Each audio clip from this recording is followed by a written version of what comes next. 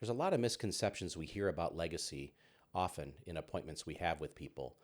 My family's too complicated. My kids don't care about this stuff. Legacy is for planning for people that have millions of dollars, not like families like ours. But here's the truth. Legacy is not about perfection, it's about direction. And today, we want to introduce you to one of the most powerful tools and surprisingly heartfelt tools for building multi-generational legacy, and that's called the Family LLC. And yes, we'll talk about trusts too, because the two together form a very potent stewardship system that families can leverage. So this episode is about how families can create connection, responsibility, and unity, not by accident, but by design. Let's get into it.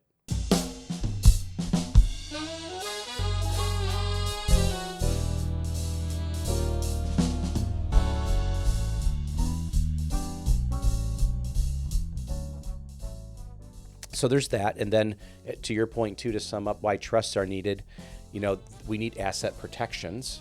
What it does is then it allows for the family to teach what we call involvement in how do you make decisions as a family regarding all these assets. There are certain rules in place that if certain assets have been put in an irrevocable trust for at least 5 years or at least 5 years and 1 day, right, then the state, Medicaid, or whoever's. Welcome back to the Legacy Life Podcast, episode 41. We're glad to have you with us today. And if you haven't subscribed to our show yet, if you can hit that subscribe button and the notification bell, we send out an episode every Monday, and we'd love to have you along with us on this journey. Caleb, how are you today? Doing pretty good. You're getting pretty good at that. Yeah. The intro, yeah. It only took me 41 tries. It only took you 41 episodes, yeah. But, Probably more tries than that, though. Yeah, People probably don't see behind the scenes. Right. Cut, try again. All right, let's try that again, yep. Yeah, well, okay, so we're starting to catch on, but thanks for the encouragement. Yeah, All for right. sure, yep. Yeah, so how are you? I'm doing good. Yeah? Mm-hmm, yep. Good week? Yeah, very, yep. Good week, busy week. Yeah, we're getting ready here, we're less than 2 weeks now to Christmas. Yep. And our favorite time of the year. I'm looking forward to it. Yeah. Actually, Thanksgiving's my favorite. Yeah. Yeah. It is one of mine too. Yeah. But this whole time of year is just great. I think last year we talked about it a little bit too, but like Christmas season actually used to be a real season like people used to celebrate, where that song, The 12 Days of Christmas, right, was like a real thing. Right, yeah. Christmas Day was like day one of the Christmas season, and that's the day that everyone did all the decorating and set up, and then 12 days of all sorts of different activities and up to New Year. Yeah, so anyway, I always, I just love seeing the stories about that and whatnot. But today, we're talking more about legacy and about multi-generational planning, and we've been doing that for several episodes now. Yeah, it's been, I don't know, it feels like maybe 5. How many? 5 or 6. Yeah, 5 or 6. Yeah, and we got a few more to go. Yep. Mm-hmm. Maybe all the way to 100. I don't know. It's Who gonna knows? It's gonna be good.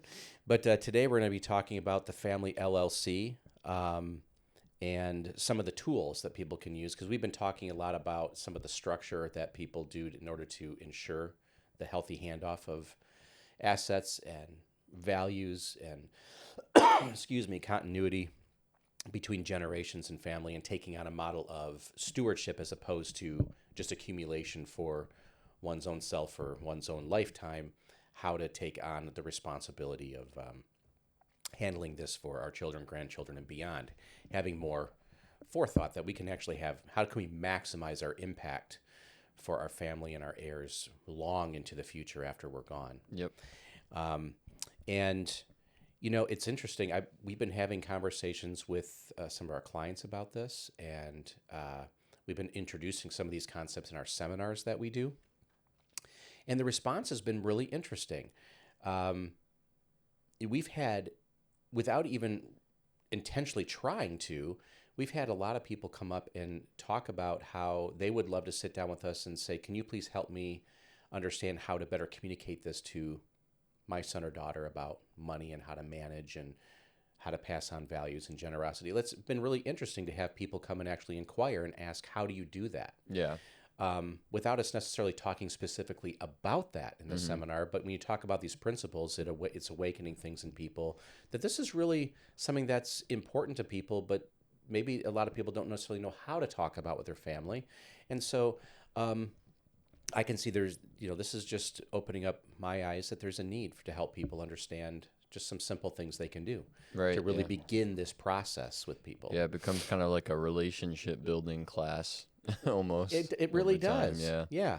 And the assets become a secondary thing, which I think is important to really see that this is really about helping families develop a ecosystem within their relationships that becomes a vehicle and a methodology that helps the understanding of what the assets can do. Right. But the assets aren't the priority, right? Yeah.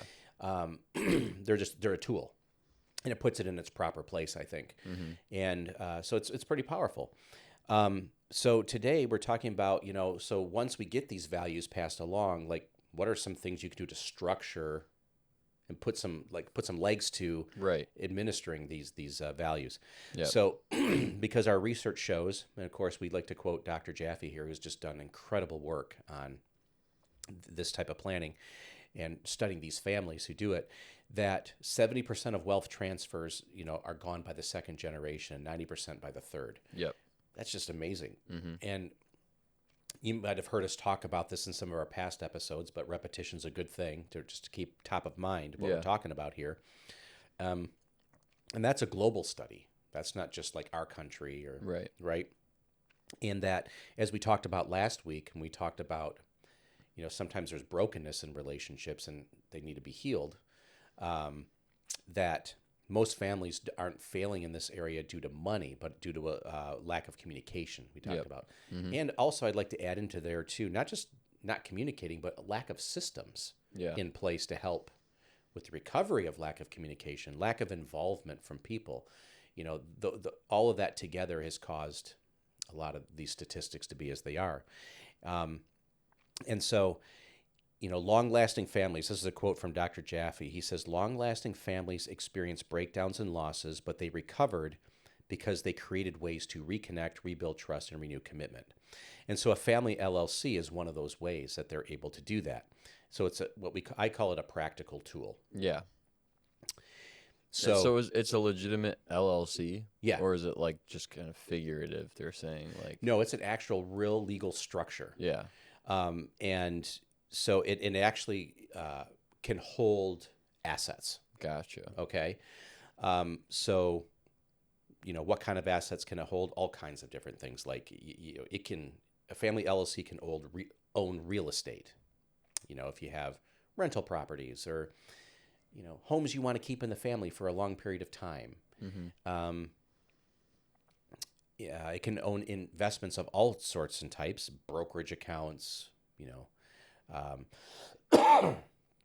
it can hold a family business that maybe you want to have, that family members are going to continue to perpetuate. Mm-hmm. The family LLC can own that so that the family can come around and make decisions regarding that family business together. Right. It can own land. Maybe you have some land. Some people in their generation buy land and they'll go out and they'll cultivate it a little bit. They'll just do some preparations on it because their plan is that a couple generations from them, maybe their grandchildren are going to be the ones who build on it. Yeah.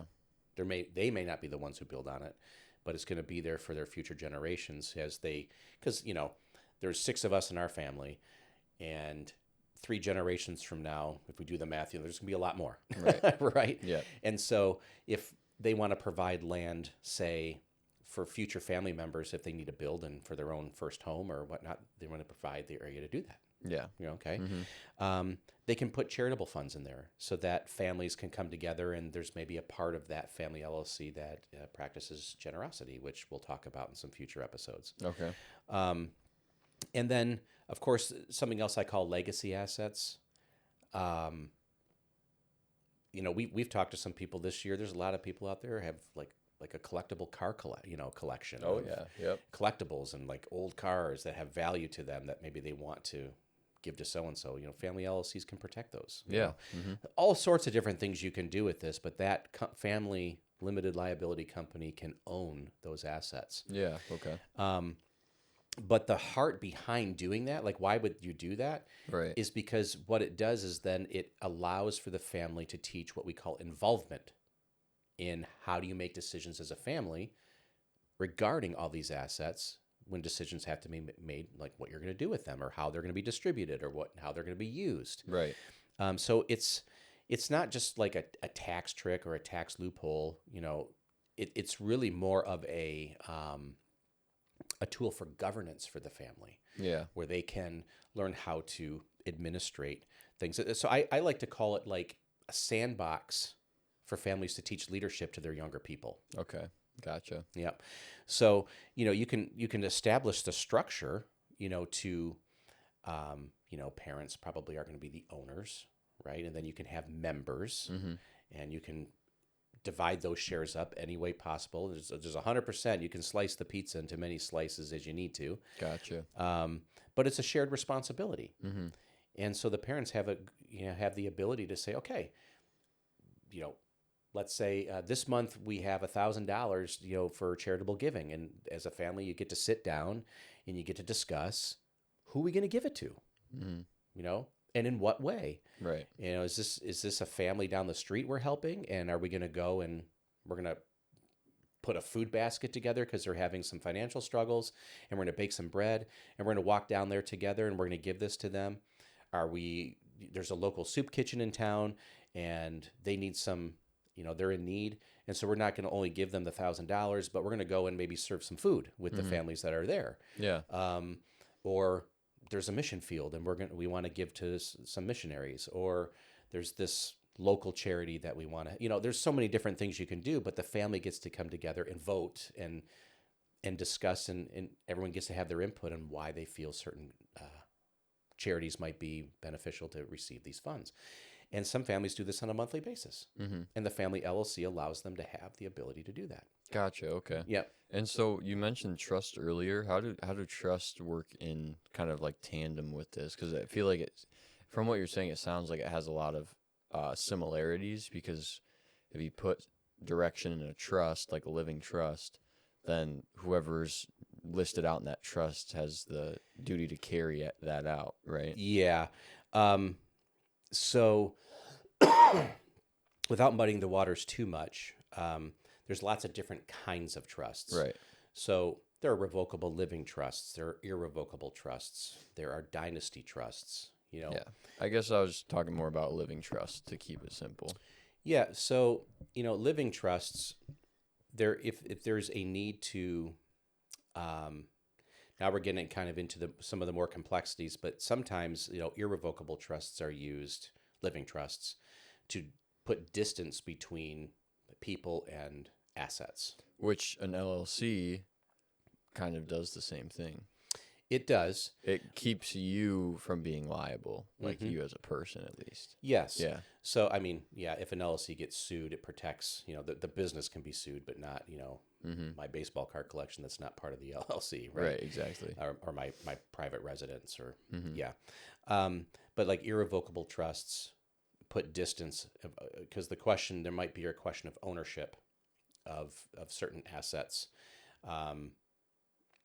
People, as they get older and become more frail and need extra help, if one of them needs like a home health care, long-term care type situation, there are certain rules in place that if certain assets have been put in an irrevocable trust for at least 5 years, or at least 5 years and 1 day, right? Yeah. Then the state, Medicaid, or whoever's taking care of this long-term care need will look at that you never owned those assets, so they can't ask you to spend those down to help pay for care. There's different reasons why they might use one trust structure over the other, but the trust structures also help administrate things concerning health and finance, as well as the transfer of assets. But it gives certain people responsibility as a voice, like they can still speak on your behalf if you're not here anymore. So the trust kind of comes around to make sure that there is a legal structure for people to be able to speak if you're not here anymore, to say, this is not what I meant, this is what I want. Your personal wishes can still be carried out. And so there's still a need to have trusts around personal items and personal things and personal wishes, where the Family LLC can still be governed by a family group of people as a teaching tool and a leverage tool, but they can work in tandem together to take care of both of those needs. Gotcha. Yeah. Okay. Yeah, it was a good question. And I'm not getting into the nitty gritty details on that. I mean, we can definitely take an episode and probably do that and say, Right, for yeah. example, Mm-hmm. one family did this and then they did this. Um, so, but on the family LLC side, an LLC has something called an operating agreement, right? So it defines the rules, who does what Mm-hmm. in the company. It has who votes and how much weight does their vote carry, right? Mm-hmm. If I have 80% voting rights and you have 10, you know what I mean? So um, how do we distribute assets? I think we talked about when we did the family annual meeting Mm-hmm. episode. Yeah. Um, there are some families who will do the generational harvest Yeah. every 20 years. Like it's in their document. They have a family LLC. It says every 20 years, we take some of the growth from the assets, we liquidate X amount, and it's distributed according to the shareholders, the number of shares they own. Yeah. So that would be one example of a distribution policy that you Mm-hmm. could put in there. If there's any misconduct Mm-hmm. among members, what are the consequences? How are those carried out? Right. We have a family constitution that says, here's our values. Maybe you have a family trust around this that says, if anyone contests this, you forfeit your inheritance. Right. You forfeit your role. Is there a way to get back in if you forfeit your role? Right? How does reconciliation work Mm-hmm. with people? Yeah. Are there any requirements education-wise to be a part of the family LLC? Yeah. Some families might require certain education requirements. You have to take these classes. Mm-hmm. Maybe it's a money class. Maybe it's, you have to learn how to manage assets this way. I want you to, take these courses. But it's all going to be, usually it's around some sort of shared mission though, right? So there's all sorts of different things you can do. And that's why the appointments around this can be so exciting when you really start to dive in with families and help them begin to map this out. Because some people might look at this and say, this sounds like a lot of work. It absolutely is. Mm-hmm. It is. Yeah. Right? But what's the consequence of putting in the hard work to do things like this? It can be incredibly rewarding. Yeah. To see your children learn things and grow into things and be able to learn how to, after they get out of the sandbox and stand on their own 2 feet, Mm-hmm. they're going to be able to handle and administrate this on your behalf. That's very a good feeling, but it takes time. Yep. It takes intentionality. It takes consistency, right? So clearly defining these roles in this really helps reduce the conflict, and that governance can bring that stability, and it's engineered. This is not something that accidentally happens, right? Right. Yeah. So, all right. So usually, I think we did talk about this a little bit, that parents often start with 100% ownership of this LLC, and then they Yeah. gradually gift shares and membership to the other members of the family as they grow and come Yeah. into Yep. it. Yep. We did talk about that. Yeah. And so, then the operational rhythm of it, this is a lot of families, as we've said before, will hold annual meetings and they'll maybe quarterly reviews. There's people who handle the bookkeeping. There's family education sessions, and those education sessions can be done by the parents, or sometimes families will bring other people in who are, knowledgeable about certain topics, and they'll say, "Can you talk to our family about this?" Okay. And now, if your family's small, this would be a nice intimate setting. But as your family continues to grow and expand, some of these families have gatherings once a year for a week that have 500 people at it now because Yeah. of we're the 7th generation in, Yeah. right? And they'll bring people in to speak to hundreds of people. Mm-hmm. I think that's awesome. Yeah. So there's so many things that can be done. The cool part is that what your family does, my family does, or other people's family doesn't all have to look the same. Right. They can use the same tools, but you can create your own missions and purposes and how you administer it, Yeah. which is exactly. really nice. The flexibility that exists in this, Mm-hmm. because I'm not trying to get too deep here, but the fact of the matter is that this is not a linear type exercise where we're looking for, you do this and this is the certainty of exactly what's going to happen. The truth of the matter is that there's not a lot of certainty around how this is all going to succeed for 4 or 5 generations. There's a lot of probabilities. Every decision a family makes creates tons of possible futures of what could happen, right? So you want to give them a structure on how to handle all the what ifs and the curveballs that life's going to throw at you. Yeah. It creates a structure to handle the probabilities Yeah. of all the different things that could happen. Because a lot of people might come and say, well, I want to know exactly how that. There's some of that, but there's also a lot of that's not what this is about. It's about creating a structure that can handle the weathered and the storms and the rockiness that life brings and still survive. That's why the values are so important. The family constitution is so important because this is what we rely on through the storms. When there's sudden death in the family, there's broken relationships, the economy changes, right? Are there values there that say we're not going to panic, we're going to trust? We're going to trust in the Lord for provision. We're going to forgive when there's brokenness, right? There's got to be those values that handle the ever-changing dynamic. And that's why these legal structures can be helpful too, because things happen. Yeah. And you need that protection. Does that make sense? Yeah, that makes sense. Yeah. So I think that's an important piece. And I'm just, as we're talking about this, I'm like, oh, there's another few episodes on that we could cover. Because, Right. that's really important. So, I guess in closing here, we talked about, the Family LLC. That's the stewardship tool, I think, that can help teach the stewardship, be the sandbox, encourage the participation. It gives the family, I think, some exciting things and prospects of what can be done. Because isn't it exciting to see that, like I might have an idea of something that could be done, and then two of your kids say, yeah, you know what, I was thinking about this, and here's some ideas we have. And it's like, oh, and it opens up these possibilities. I just think it could be really exciting to see what families can do together. Yeah, it could be a really robust environment. Yeah, absolutely. So there's that. And then to your point, too, to sum up why trusts are needed, we need asset protections. There's LLCs, but unfortunately, sometimes with trusts, like the trust can come around the family LLC because as generations come on, there's some families who may be like, we want some protection from divorce. Yeah. The family stuff is not going to be included as marital assets, so we're going to put some of that trust protection in there. Right. From creditors, lawsuits, protections that LLCs alone can't offer. Right. If there's a weakness in the LLC it's offering, the trust can help bring that added protection. The estate planning, capital gains management. I mean, there's so many different things. So the trust can bring the clarity and the continuity plans, how it's going to successively continue to be handed off from generation to generation. So I like to say that the trust is like the foundational pieces, the wrapper, but the LLC is the classroom. Yeah. Makes sense. Yeah. And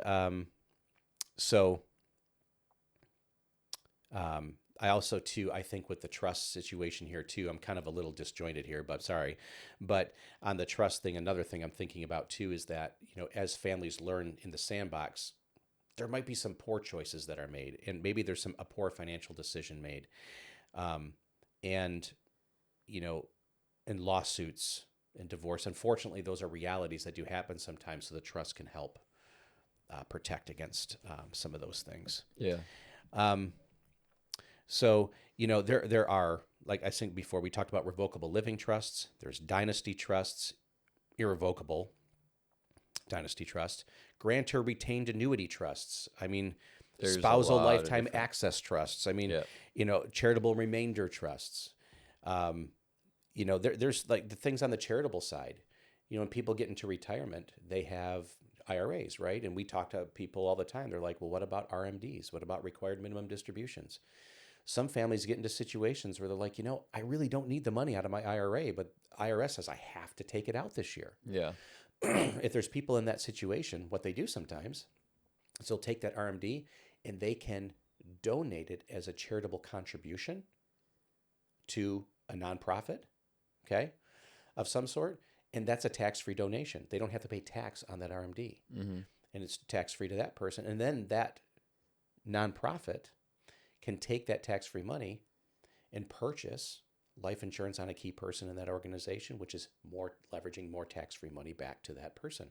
And it can be handled within the family. Families can have their own nonprofits. Gotcha. Where they can handle that. Tax-free there, tax-free to the key person running that nonprofit, more tax-free money for that nonprofit to continue into the future. So if you have a child that's like, I really feel called to run a nonprofit dealing with, rescuing kids from trafficking or from, helping get people off drugs or whatever the nonprofit is, right? charitable remainder trust can be really a great tool to help the family can help supply money Yeah. to help build and perpetuate that endeavor. There's That some makes really sense. cool things you can do, and your favorite uncle Sam doesn't have to be involved, Yep, right? exactly. And so we can have conversations around that. And so it's really, I call it like a golden structure. If people have conversations to see how it might work with their family, I think there's some cool things that families can do. And if they put in the time and the effort, I think it can be really rewarding on the back end. And your grandchildren, your great grandchildren will be super thankful that they have a tie to a family line that really was intentional about helping people find purpose and giving them the opportunities to be able to go out and to pursue the purposes and the things that they have in their heart they want to do. Yeah. There's just so many great things around this. So, and the families who did well, hey, 7 generations strong, 6 generations strong. These things are possible with the right kind of planning. Yeah. So, Mm-hmm. anything in closing you want to say? I would just say it is possible from the research. Mm-hmm. Yep. Yep. And so the model of the FB Huron Foundation family, we don't pass down wealth. We pass down the responsibility for wealth. I think that's a great way to sum it up right here. Yeah. So I could go on. This episode could go on for another 3 hours. I'm sure. And we will do a long form someday with some families maybe Okay. that are doing this. But I think that's all for now. Thanks so much for tuning in.